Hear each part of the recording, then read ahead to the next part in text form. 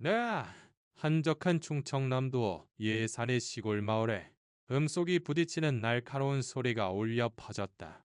화문의 황금빛뼈 이삭이 흔들리는 가운데 고급스러운 검은색 제네시스 지구공 세단이 갑자기 나타난 경운기와 충돌한 것이다.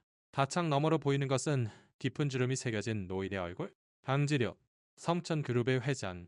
안넌나 70세를 넘긴 것보다 그는 놀라움과 함께 정체 모를 감정이 휩싸였다. 에이, 자네는 누군가? 그 한마디가 20년간 봉인되었던 과거의 문을 비틀어 열었다.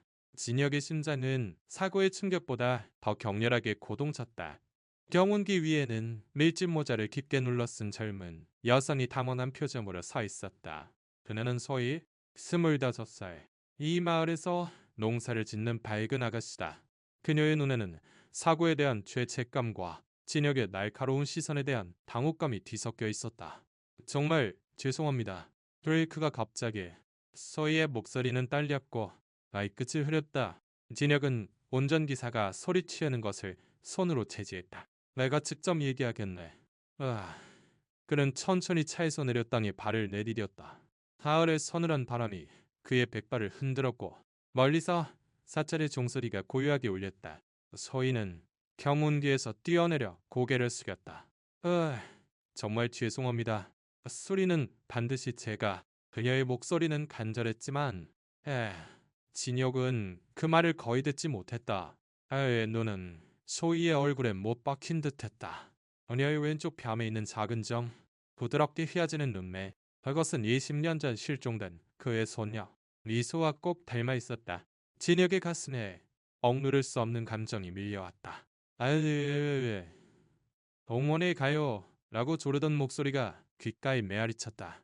바쁘다는 핑계로 그녀를 거절했던 그 순간이 지금도 그의 몸을 옥죄었다. 그날 미소는 호련히 사라졌다. 유괴였다. 진혁은 모든 것을 내던지고 그녀를 찾았지만 어떤 노력도 헛되게 그녀의 행방은 묘연했다. 대자네 이름이 뭔가? 진혁의 목소리가 희미하게 떨렸다. 소희는 순간 당황했지만 솔직하게 대답했다. 소희예요. 다들 소희라고 불러요. 그 순간 진육의 마음에 벼락이 쳤다. 미소의 애칭 중 하나가 소희와 비슷했다. 우연인가? 아니면 그의 손가락은 무의식 중에 주머니 속 낡은 회중시계를 움켜쥐었다. 미소가 실종된 날 멈춰버린 시계. 매일 밤 그는 그 바늘을 보며 그녀의 미소를 떠올렸다. 소희. 진혁은 그 이름을 중얼거리며 그녀의 얼굴을 빤히 쳐다봤다. 소희는 그의 시선을 견디지 못하고 눈을 피했다. 정말 죄송합니다. 저는 제가 꼭 책임지겠습니다. 그녀는 필사적으로 변명했지만 진혁은 조용히 고개를 저었다. 살은 괜찮네? 신경 쓰지 말게. 그 말에 소희는 눈을 동그랗게 떴다. 보급차에 흠집을 냈는데 이 노인은 화를 내지 않는다. 오히려 어딘가 슬픈 눈으로 그녀를 바라볼 뿐이다. 진혁의 머릿속은 과거와 현재가 교차했다. 이서와의 옷은 그녀가 좋아했던 벚꽃, 그녀가 꼭 쥐고 있던 작은 손. 그날 이후 그는 성천 그룹을 더욱 키웠지만 마음의 공허함은 채워지지 않았다. 가족을 잃은 아픔은 성공으로 치유되지 않았다. 그는 왜 오늘 이 마을에 왔는지 스스로도 알지 못했다. 그저 문득 마음이 이끄는 대로 충청남도의 이 조용한 농촌을 택했을 뿐이다. 어쩌면 미소의 기억이 그를 이곳으로 이끌었을지도 모른다. 응? 자네 늘 여기서 지냈나? 진혁은 냉정을 가장하며 물었다. 소희는 조금 놀랐지만 솔직하게 대답했다. 네, 이 마을에서 복순 할머니랑 같이 농사 짓고 있어요. 할머니는 저를 키워주신 분이에요. 얌녀지만요. 그녀의 말에 진혁의 눈이 희미하게 빛났다. 얌녀였다. 진혁에게 더 큰 의문이 싹텄다. 소희는 진혁의 명함을 받고 놀라움을 감추지 못했다. 성점 그룹 회장님, 그녀의 목소리는 작게 떨렸다. 이런 대단한 사람이 왜 자기 같은 사람에게 관심을 가질까? 그녀의 인생은 마을의 단조로운 일과 복순 할머니와의 소박한 일상으로 이루어져 있었다. 5살 무렵 벚꽃 동산이라는 보육원에 있었다는 것 외에는 그녀는 과거에 대한 기억이 없다. 이전의 일은 마치 안개에 휩싸인 것처럼 희미했다. 진혁은 서희에게 미소 지었다. 내일 시간 괜찮다면 잠시 이야기를 나누고 싶네. 그의 목소리는 온화했지만 어딘가 절실함이 묻어났다. 소희는 망설이면서도 고개를 끄덕였다. 네, 알겠습니다. 그녀의 마음속에는 왠지 모르게 이 노인에게 친밀감을 느끼는 이상한 감각이 있었다. 사고에 대한 책임감과 진혁의 기묘한 태도에 그녀의 가슴은 술렁였다. 차로 돌아온 진혁은 곧바로 비서에게 전화를 걸었다. 지금 당장 벚꽃 동산이라는 보육관의 기록을 조사해. 소희라는 여성, 맴데이, 나이, 그녀의 과거, 비비안, 모든 것을. 그의 목소리에는 억누를 수 없는 기대와 불안이 섞여 있었다. 운전기사가 걱정스럽게 물었다. 회장님, 왜 저러십니까? 진혁은 창밖의 전원 풍경을 바라보며 조용히 대답했다. 어렵겠네. 하지만 처음으로 희망이 보이는 것 같군. 그날 밤 소희는 복순 할머니의 작은 농가에서 평소처럼 저녁 식사를 준비하고 있었다. 복순 할머니는 이른이 넘어도 건강했고 화출 틈틈이 마을 축제의 청사초록 만드는 일을 돕고 있었다. 소희야, 오늘 사고는 괜찮았어? 복순 할머니의 목소리는 다정했다. 소희는 찌개를 저으며 대답했다. 근데 좀 이상한 분이었어. 성천 그룹 회장님이래. 복순 할머니는 눈을 동그랗게 떴다. 별거 참 대단하네. 그래도 조심하렴. 그런 사람들은 뭔가 꿍꿍이가 있을지도 모르니까. 소희는 웃으며 고개를 끄덕였지만 마음 한구석에서는 진혁의 슬픈 눈빛이 떠나지 않았다. 그녀는 목에 걸고 있는 펜던트를 무의식 중에 만졌다. 벚꽃 문양이 새겨진 작은 펜던트. 보육관에서 받은 그녀의 유일한 과거의 조각이다. 미소, 여머니 라고 새겨진 글자를 그녀는 아직 잊지 못했다. 왠지 모르게 그 펜던트를 쥐면 가슴이 따뜻해지는 기분이 들었다. 한편 진혁은 호텔 방에서 해중시계를 손에 들고 있었다. 멈춘 바늘을 보며 그는 미소의 목소리를 떠올렸다. 할아버지, 니스게, 항상 갖고 계세요. 그녀의 미소가 20년간 그를 지탱해 주었고 동시에 괴로운 기억이기도 했다. 오늘단 그는 처음으로 시계바늘이 다시 움직일지도 모른다고 느꼈다. 서희의 얼굴, 그녀의 점, 그녀의 목소리. 그것은 단순한 우연이 아니었다. 분명히 그를 이 마을로 이끈 것이다. 예산의 아침은 안개가 논밭을 부드럽게 감싸고 멀리 보이는 산들이 고요하게 자리 잡고 있었다. 네이 서희는 복순 할머니의 농가 작은 푸엌에서 아침 된장찌개를 젓고 있었다. 어제의 사고가 머릿속에서 떠나지 않았다. 진혁의 그 눈, 그 시선에는 단순한 분노나 놀라움 이상의 무언가가 있었다. 소희는 목에 걸고 있는 펜던트를 무의식 중에 만졌다. 벚꽃 문양이 새겨진 그 작은 유품은 그녀 과거의 유일한 단서였다. 미소, 영원히라고 새겨진 글자를 그녀는 아직 잊지 못했지만 왠지 모르게 그 펜던트를 쥐면 마음이 차분해지는 기분이 들었다. 소희야, 멍하니 무슨 일이니? 옥순 할머니가 밭에서 돌아와 흙 묻은 손을 씻으며 말을 걸었다. 그녀의 목소리는 언제나 따뜻해서 소희의 마음을 풀어주었다. 아무것도 아니에. 할머니. 소희는 미소로 답했지만 마음속에서는 진혁의 명함이 어른거렸다. 성찬 그룹 회장. 그런 대단한 사람이 왜 자신 같은 사람에게 관심을 보이는 걸까? 그녀는 복순 할머니에게 그 사실을 말할까 망설이다 결국 말없이 된장찌개를 그릇에 담았다. 진혁은 예산 시내의 호텔 스위트룸에서 창밖을 바라보고 있었다. 테이블 위에는 멈춘 채인 해중시계가 놓여 있었다. 미소가 실종된 날, 니어의 미소가 사라진 순간부터 그의 시간 속에서 멈춰 있었다. 어젯밤 위서에게 벚꽃 동산의 조사를 의뢰한 후 그는 한숨도 자지 못했다. 서희의 얼굴, 왼쪽 대암의자, 다정한 눈매, 그것은 미소 그 자체였다. 하지만 20년의 공백을 메우기에는 희망만으로는 부족했다. 그는 확실한 증거가 필요하다는 것을 알고 있었다. 회장님, 좋은 아침입니다. 회의사의 목소리가 전화기 너머로 들려왔다. 벚꽃 동산의 기록을 입수했습니다. 서희씨, 는다 4일, 5살 무렵 보육원에 맡겨졌다고 되어 있습니다.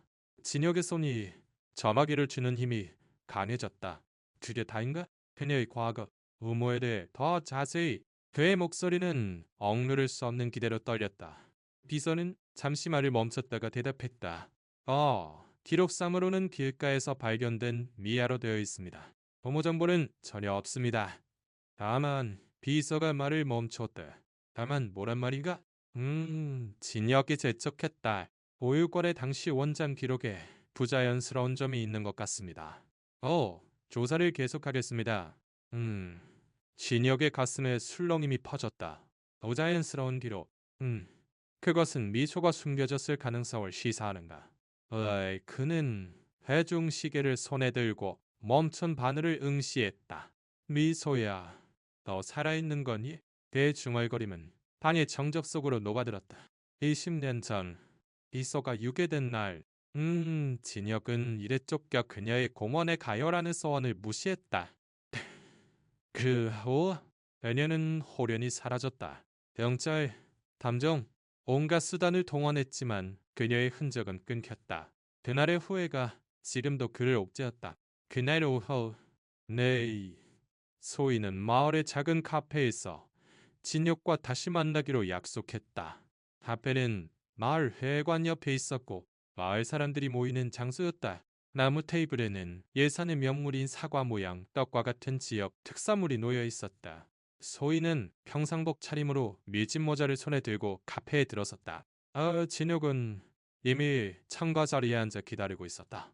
그의 눈은 뻣뻣했고 마치 젊은 시절의 패기를 그대로 간직한 듯했다. 소희 양, 와줘서 고맙네.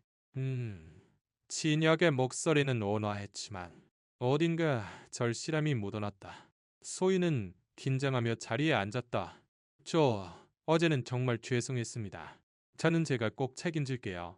그녀는 사고 이야기를 꺼냈지만 진혁은 조용히 손을 저었다. 자는 괜찮네.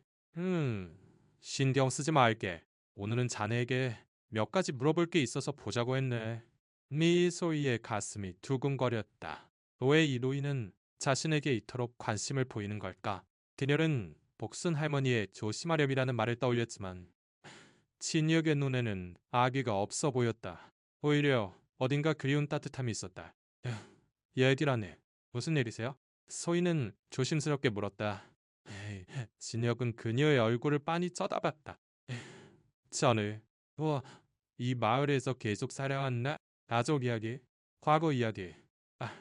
좀 들려줄 수 있겠나? 그 질문에 소희는 순간 말을 잃었다. 과거, 그녀에게 그것은 늘 안개에 휩싸인 영역이었다.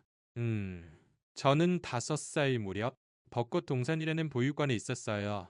그 이전의 일은 거의 기억나지 않아요.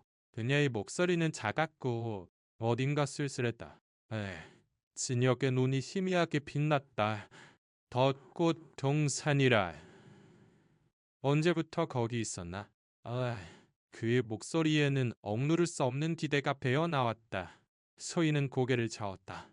잘 기억나진 않지만 5살쯤부터였던 것 같아요. 옥순 할머니가 7살 때 저를 데려와 주셔서 그 후로 쭉 이 마을에서 살고 있어요. 진혁의 심장이 격렬하게 고동쳤다. 5살? 그것은 미소가 실종된 나이와 일치했다. 그는 주머니에서 회중시계를 꺼내 테이블 위에 놓았다. 서희가 시계에 눈길을 주었다. 네, 그 시계 오래됐네요. 그녀의 목소리는 어딘가 그리운 듯했다. 진혁은 깊은 숨을 들이쉬었다. 이건 특별한 물건이야. 아주 소중한 사람과 약속한 물건이지. 소희는 왠지 모르게 가슴이 술렁였다. 그녀는 목의 펜던트를 무의식 중에 만지며 불쑥 말했다. 저도 뭔가 소중한 게 있어요. 보실래요? 그녀는 셔츠 안쪽에서 은 펜던트를 꺼냈다. 벚꽃 문양이 새겨져 있고, 아, 뒷면에는 미소, 음, 영원히라고 새겨져 있었다. 으이, 진혁의 눈이 크게 뜨였다. 그 펜던트, 어디서 났지? 그의 목소리는 떨리고 있었다. 소희는 조금 놀랐다. 보육관에서, 어이, 처음부터 갖고 있었어요. 제 유일한 소지품이라 왠지 버릴 수가 없었어요. 그녀의 말을 들으며 진욕의 가슴에 20년 전의 기억이 되살아났다. 미소의 5번째 생일. 누가 그녀에게 그 펜던트를 선물한 날? 미소야. 와, 평생 소중히 간직하렴. 그의 목소리가 귓가에 울렸다. 아, 저 펜던트는 미소의 것이었다. 서의 양, 그 펜던트 자세히 좀 보여주게. 우와, 진혁의 손이 희미하게 떨렸다. 소희는 펜던트를 봐서 그에게 건넸다. 진혁은 뒷면의 글자를 빤히 쳐다봤다. 이소, 영원히. 그의 눈에서 눈물이 흘러내렸다. 이건 내 손녀의 것이다. 그의 목소리는 거의 들리지 않을 정도로 작았다. 소희는 진혁의 눈물에 숨을 삼켰다. 예? 뭐라고요? 미소라니? 그녀의 마음에 정치 모를 불안이 퍼졌다. 진혁은 눈물을 닦고 그녀를 바라봤다. 서희 양, 자네에게 할 말이 있네. 하지만 그 전에 확인할 게 있어. 그는 신중하게 말을 골랐다. 유전자 검사를 해도 되겠나? 이유는 반드시 설명하겠네. 소희는 혼란스러웠다. 유전자 검사? 왜? 하지만 진혁의 눈에는 거짓이 없어 보였다. 그녀는 왠지 모르게 이 노인을 신뢰하고 있었다. 알겠습니다. 하지만 꼭 설명해 주셔야 해요. 그녀의 목소리는 희미하게 떨렸다. 진혁은 고개를 끄덕였다. 약속하지. 오늘 자냐 결과가 나올 걸세. 그때까지 마을 구경이라도 시켜주지 않겠나? 소희는 망설이면서도 미소를 보였다. 좋아요. 그럼 저희 밥 보실래요? 그녀의 밝은 목소리에 진혁의 마음이 조금 가벼워졌다. 네 외의 사람은 카페를 나와 마을의 한적한 길을 걷기 시작했다. 황금빛 뼈 이삭이 바람에 흔들리고 멀리서 마을 축제를 준비하는 풍물패 소리가 들려왔다. 진혁은 서희의 뒷모습을 바라보며 생각했다. 미소야, 정말 너인 거니? 충청남도의 시골 마을은 오후의 햇살을 받아 황금빛 뼈 이삭이 온화하게 흔들리고 있었다. 소희는 진혁을 데리고 복순 할머니의 밭을 걷고 있었다. 그녀의 발걸음은 가벼웠고 마치 사고의 무게를 잊은 듯했다. 여기가 저희 자라님 밭이에요. 이 토마토 정말 달아요. 소희는 빨갛게 익은 토마토를 손에 들고 미소 지으며 진혁에게 보여주었다. 진혁은 그녀의 밝음에 마음을 빼앗기면서도 가슴속에서 술렁이는 생각을 억누를 수 없었다. 소희의 미소는 어릴 적 미소의 모습과 너무나도 닮아 있었다. 진혁의 손에는 아까 소희에게서 받은 펜던트가 쥐어져 있었다. 벚꽃 노량과 미소, 염원이라는 글자. 그 펜던트는 20년 전 미소의 5번째 생일에 그가 선물한 것이었다. 그녀가 실종된 후 진혁은 어떤 작은 단서라도 놓치지 않으려고 전국의 보유권을 샅샅이 뒤졌다. 하지만 벚꽃 동산이라는 이름은 어디에서도 나오지 않았다. 그일까? 그의 머릿속은 의문과 희망으로 소용돌이쳤다. 소희양, 이 마을을 정말 좋아하는군. 진혁은 밭 가장자리에 서서 멀리 보이는 산들을 바라보며 말했다. 소희는 토마토를 바구니에 담으며 고개를 끄덕였다. 네, 정말 좋아해요. 복순 할머니가 전부 가르쳐 주셨어요. 흙냄새, 바람소리, 전부 제 집 같아요. 그녀의 목소리에는 순수한 애정이 담겨 있었다.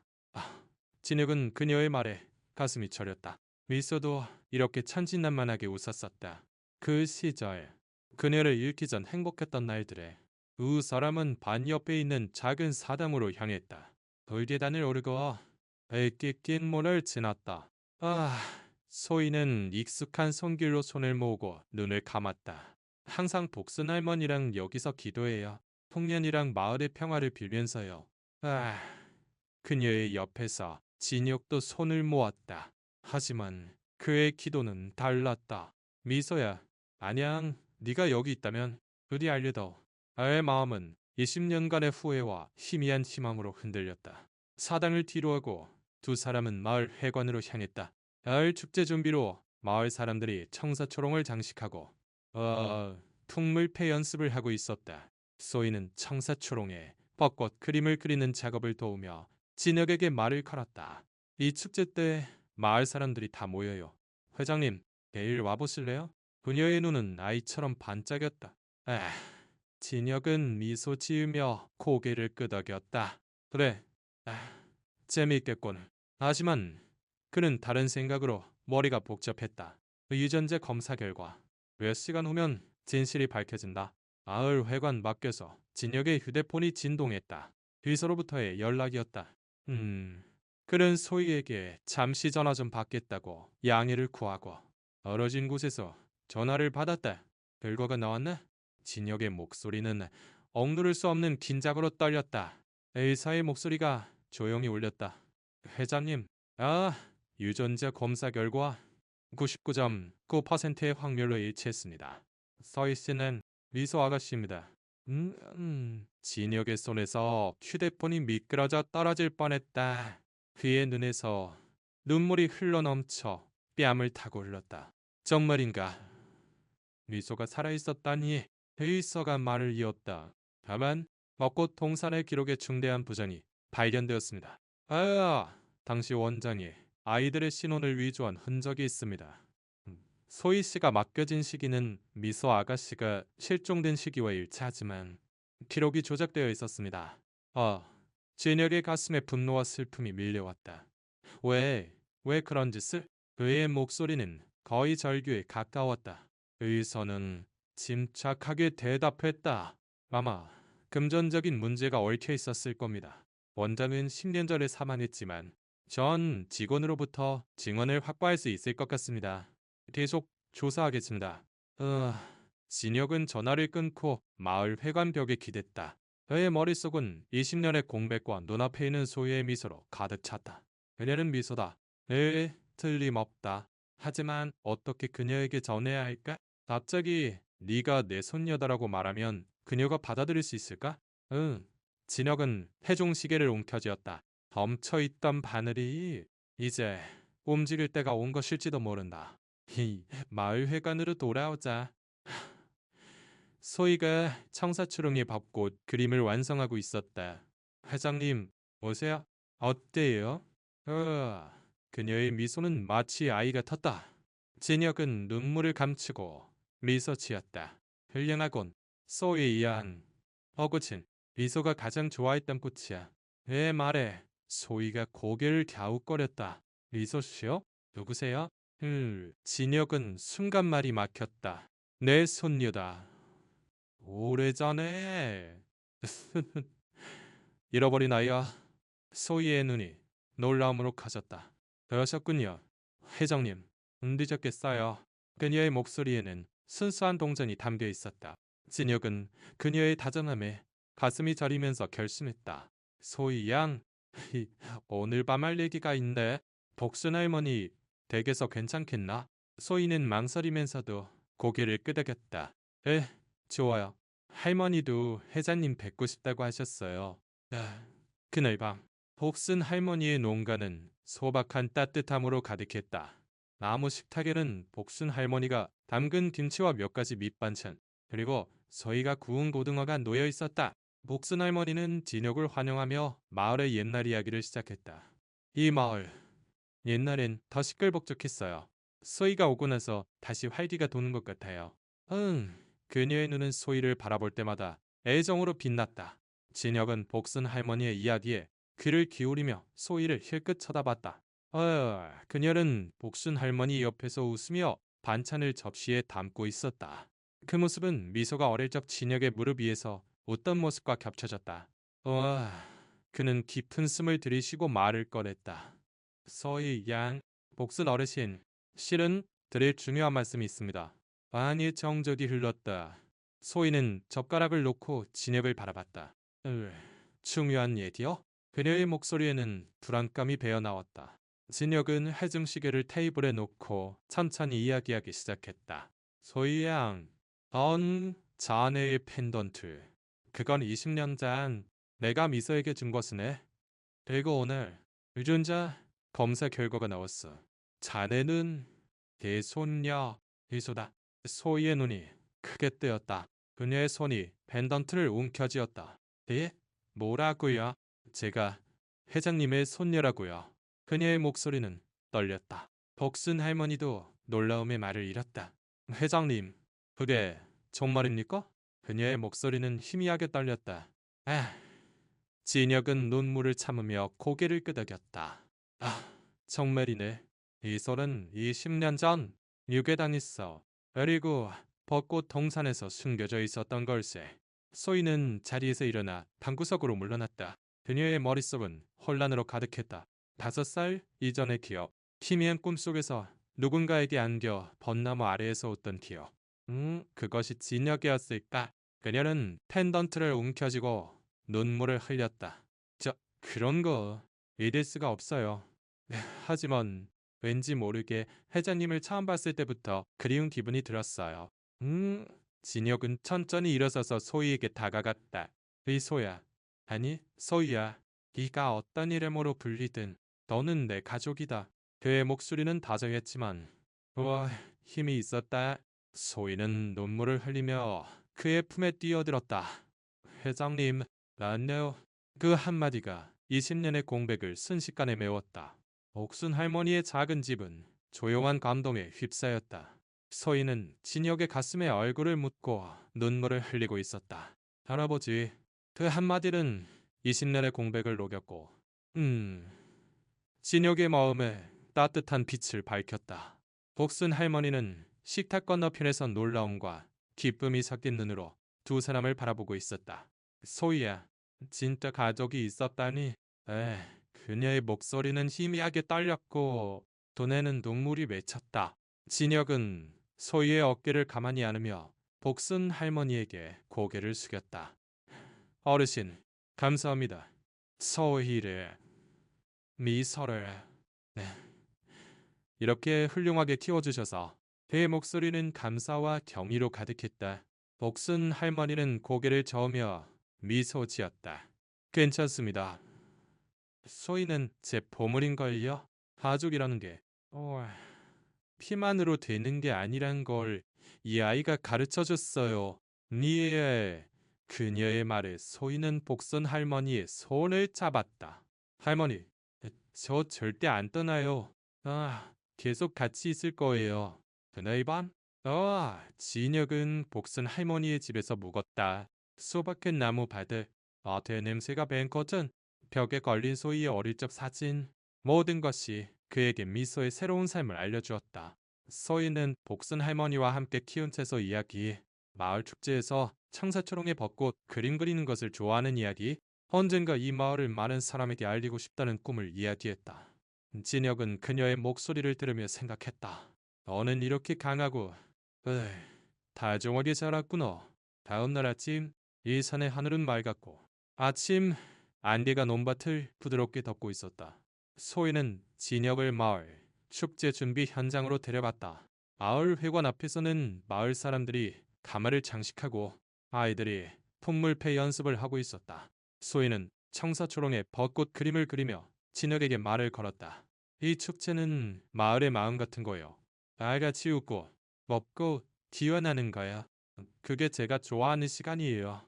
그녀의 미소는 미소의 천진난만한 미소와 겹쳐졌다. 진혁은 청사초롱의 벚꽃 그림을 보며 불쑥 말했다. 소희야, 미소도 벚꽃을 아주 좋아했단다. 집 마당에 큰 벚나무가 있어서 매년 봄이 되면 거기서 놀았지. 소희의 눈이 놀라움으로 빛났다. 벚나무, 뭔가 꿈에서 본 것 같아요. 누군가에게 안겨서 벚꽃잎이 떨어지는 걸 보고 있었는데 그녀의 목소리는 먼 기억을 더듬듯 작았다. 진혁의 가슴이 죄어왔다. 그건 나였단다. 미소야. 그는 해중시계를 움켜쥐고 멈춘 바늘을 바라봤다. 축제 준비가 한창인 가운데 신혁은 소희에게 제안했다. 소희야, 네 꿈이 이 마을을 많은 사람에게 알리는 거라고 했지. 내가 돕게 해주렴. 소희는 눈을 동그랗게 떴다. 네, 할아버지. 하지만 그런 건 죄송해요. 그녀는 황급히 손을 저었지만 진혁은 조용히 웃었다. 죄송할 것 없다. 너는 내 가족이다. 그리고 이 마을은 네 집이다. 나도 그 일부가 되고 싶구나. 소희는 진혁의 진지한 눈에 마음이 움직였다. 그럼 생각해 볼게요. 하지만 저 그냥 할아버지 힘에 의지하는 게 아니라 제 힘으로 해보고 싶어요. 그녀의 목소리에는 강한 의지가 담겨 있었다. 진혁은 그녀의 결심에 자부심을 느꼈다. 좋다. 너라면 분명 해낼 수 있을 게다. 성찬 그룹의 힘을 빌리려거든. 제대로 된 계획을 세워서 나를 설득해보거라. 그의 말에 소희는 미소로 고개를 끄덕였다. 네, 도전해볼게요. 그날부터 소희는 복순 할머니와 함께 마을의 미래를 생각하게 되었다. 그녀의 꿈은 단순히 농사를 짓는 것이 아니라 도시 사람들에게 마을의 아름다움을 알리는 것이었다. 마트에서의 체험, 전통축제, 내역 식재료를 사용한 요리 교실. 그런 장소를 만들면 마을에 새로운 바람이 불지도 모른다. 소희는 밤늦게까지 공책에 아이디어를 적고 복순 할머니와 상의했다. 할머니, 이거 될까요? 뭔가 너무 큰 꿈을 꾸는 건 아닐까요? 그녀의 목소리에는 불안과 흥분이 섞여 있었다. 복순 할머니는 다정하게 미소 지었다. 소희야, 옛날부터 말했잖니. 너는 특별한 아이라고. 어떤 꿈이든 반드시 이룰 수 있을 게다. 그녀의 말에 소희는 용기를 얻었다. 펜던트를 움켜쥐고 그녀는 생각했다. 리서가 누구였든 나에겐 복순 할머니가 있어. 그리고 이제 할아버지도 계셔. 한편 진혁은 예산 시내의 호텔에서 비서로부터 보고를 받고 있었다. 벚꽃동산회 전 직원으로부터 증언을 확보했습니다. 당시 원장은 금품을 받고 아이들의 신원을 위조한 것으로 보입니다. 리서 아가씨가 맡겨졌을 때 기록에 1년 늦춰져 있었습니다. 진혁의 손이 주먹을 쥐었다. 그런 일이 왜 미서를 찾지 못했던 거지? 그의 목소리에는 분노와 슬픔이 섞여 있었다. 비서는 신중하게 말을 이었다. 원작은 사망했지만 증거는 거의 모였습니다. 미소 아가씨의 유괴와도 관련이 있을 수 있습니다. 진혁은 창밖의 전원 풍경을 바라봤다. 20년간 그런 미소를 찾아 헤맸다. 갓된 돈도 헛된 힘도 그녀를 되찾아주지 못했다. 하지만 이제 그녀는 눈앞에 있다. 소희로서 강하고 다정하게 살아가고 있다. 그는 결심했다. 소희에게 전부 말해야 한다. 그녀는 진실을 알 권리가 있다. 그리고 나에게는 그녀를 지킬 책임이 있다. 며칠 후, 소희는 진혁을 예산의 본가에 초대했다. 난 그룹의 창업주로서 진혁의 집은 예산 교회의 조용한 언덕에 자리한 큰 저택이었다. 정원에는 미소가 사랑했던 벚나무가 여전히 봄을 기다리고 있었다. 소희는 정원에 발을 들여놓고 벚나무를 올려다봤다. 이 나무, 정말 꿈에서 본 것 같아요. 그녀의 목소리는 먼 기억을 더듬는 듯했다. 진혁은 그녀 옆에 서서 말했다. 거기는 미소의 집이었단다. 이 집이야. 저택 안으로 들어가자. 소희는 벽에 걸린 낡은 사진에 시선을 빼앗겼다. 5살 여자아이가 진혁의 무릎 위에서 웃고 있었다. 목에는 벚꽃 펜던트. 소희의 손이 떨렸다. 이거 저예요. 그녀의 목소리는 거의 들리지 않을 정도로 작았다. 진혁은 고개를 끄덕였다. 그래, 미소야, 너다. 20년 전, 너는 여기서 나와 함께 있었지. 소희의 눈에서 눈물이 흘러내렸다. 하지만 왜 제가 이렇게 된 거예요? 그녀의 목소리에는 혼란과 아픔이 담겨 있었다. 진혁은 그녀의 손을 잡고 조용히 이야기하기 시작했다. 너는 유괴당했단다. 누군가 너를 내게서 빼앗아갔어. 그리고 벚꽃 동산에서 네 존재가 숨겨졌지.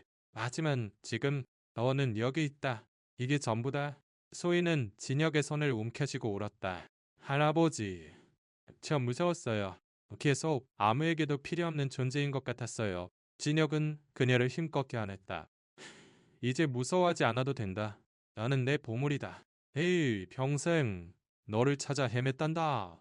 그 순간 20년의 공백이 완전히 메워졌다. 예산의 하늘은 가을 축제밤 별들로 반짝였다. 마을회관 앞에서는 창사처럼 불빛이 흔들리고 아마를 맨 젊은이들의 함성이 울려 퍼졌다. 소희는 복순 할머니와 진혁 사이에 서서 축제의 중심에서 미소 짓고 있었다.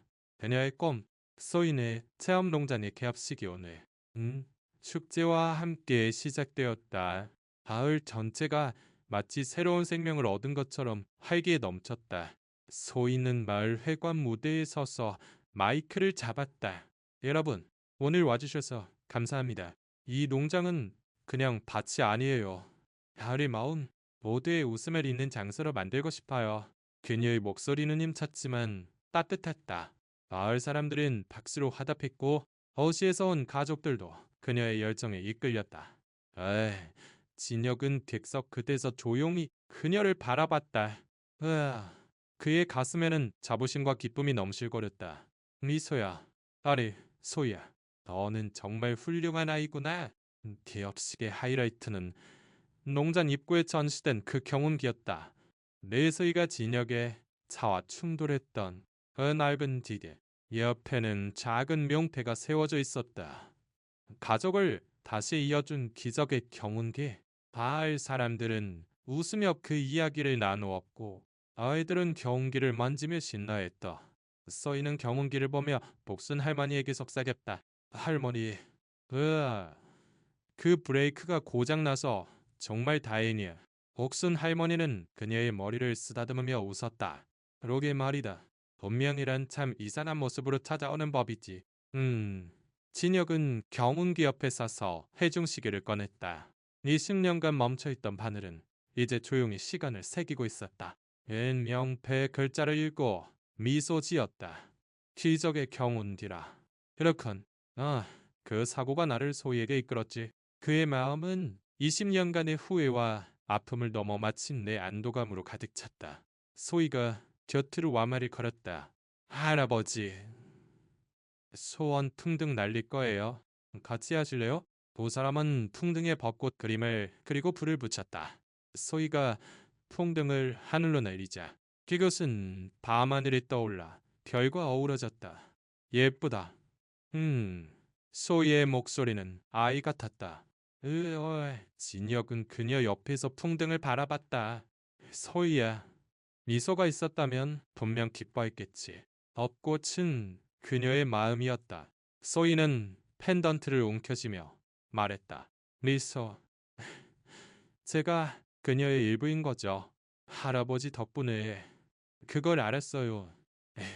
축제가 끝난 후 진혁은 소희와 복순 할머니를 예산교회 본가로 다시 초대했다. 언나무가 서 있는 정원은 밤의 정적에 휩싸여 있었다.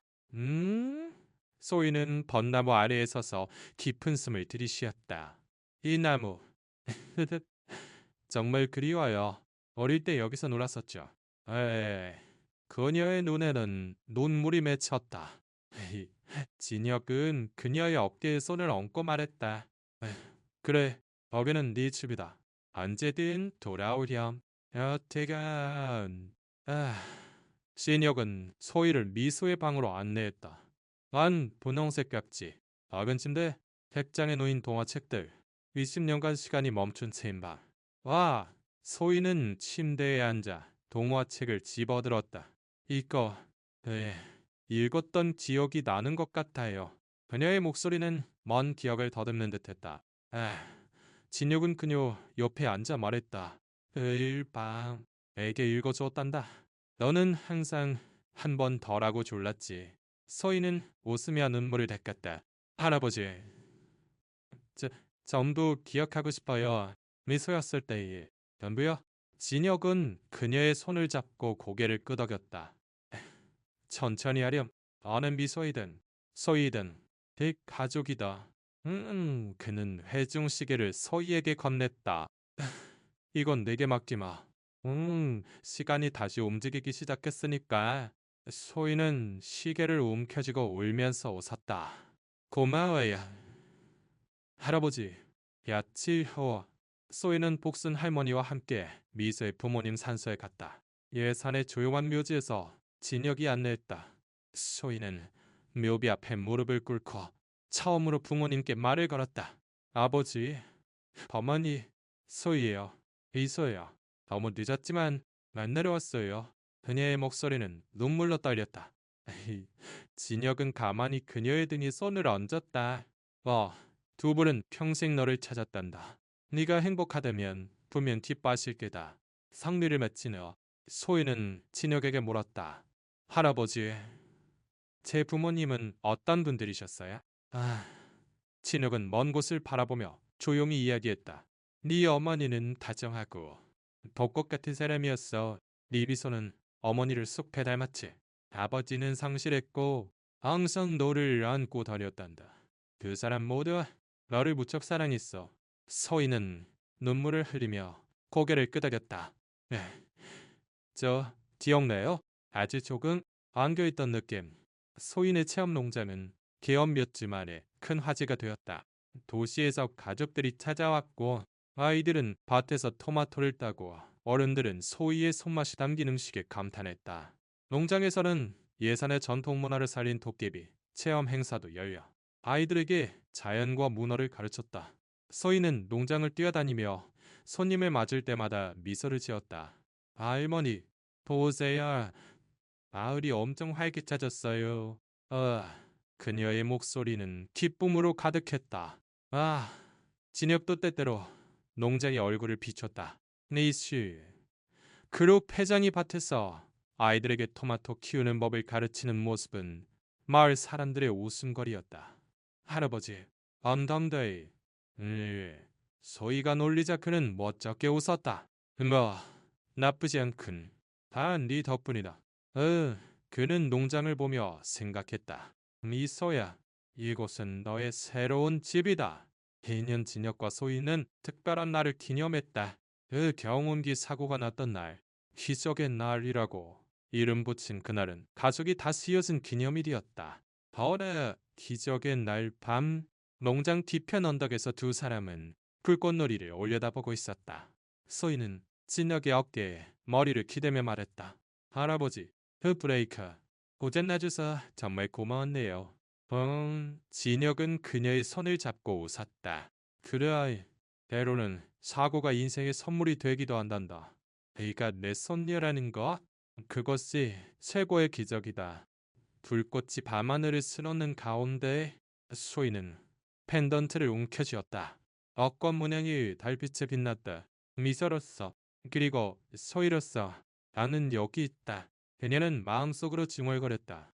복순 할머니의 사랑, 진혁의 인연, 마을의 따뜻함, 그것들이 그녀의 삶을 채우고 있었다. 진혁은 그녀의 옆에서 불꽃놀이를 바라봤다.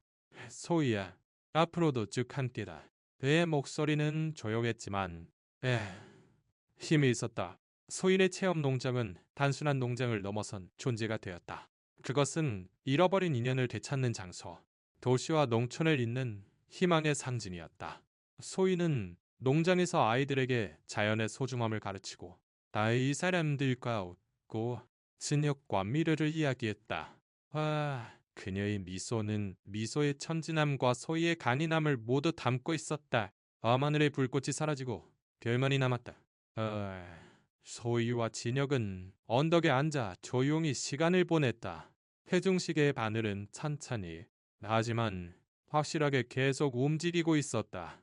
20년의 공백은 사랑과 희망으로 메워졌다. 운명은 예상치 못한 형태로 두 사람을 다시 묶어주었다. 그리고 그 인연은 영원히 이어질 것을 약속하고 있었다.